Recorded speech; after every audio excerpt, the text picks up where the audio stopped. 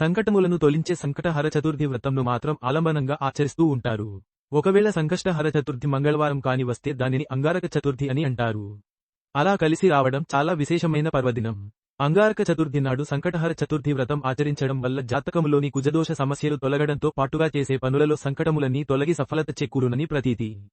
ప్రతిమాసం కృష్ణపక్షంలో అనగా పౌర్ణమి తరువాత 3-4 రోజుల్లో చవితి వస్తుంది. ప్రదోషకాల సమయమునకు, సూర్యాస్తమయ సమయంలో చవితి ఎప్పుడు ఉంటుందో ఆ రోజున సంకష్టహర చవితిగా పరిగణించాలి. అయితే 2 రోజులు ప్రదోష సమయంలో చవితి ఉండటం సాధారణంగా జరగదు. ఒకవేళ ఎప్పుడైనా అలా జరిగితే రెండవ రోజున సంకటహర చవితిగా గమనించాలి. సంకటహర చతుర్థి వ్రత పూజా విధానం. సంకష్టహర చవితి వ్రతాన్ని 3, 5, 11 లేదా 21 నెలల పాటు ఆచరించాలి. ఈ వ్రతాన్ని బహుళ చవితి నాడు ప్రారంభించాలి. వ్రతాచరణ రోజున ప్రాతకాలమే తలస్నానం చేసి ఆ తరువాత గణపతిని పూజించాలి. అరమీటరు పొడవు ఉన్న తెలుపు లేదా ఎరుపు రవికల గుడ్డముక్క తీసుకుని వినాయకుడి ముందు పెట్టి దానిని పసుపు, కుంకుమలతో అలంకరణను చేయాలి.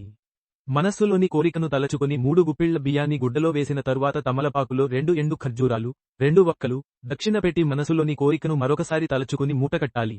సంకటనాశన గణేశ స్తోత్రం, సంకటహర చతుర్థి వ్రత కథను చదవవలెను. ఆ మూటను స్వామి ముందు పెట్టి ధూపం వెలిగించి కొబ్బరికాయ లేదా పళ్ళు స్వామికి నివేదించాలి. తదుపరి గణపతి ఆలయానికి వెళ్లి 3 లేక 11 లేక 21 ప్రదక్షిణాలు చేయాలి.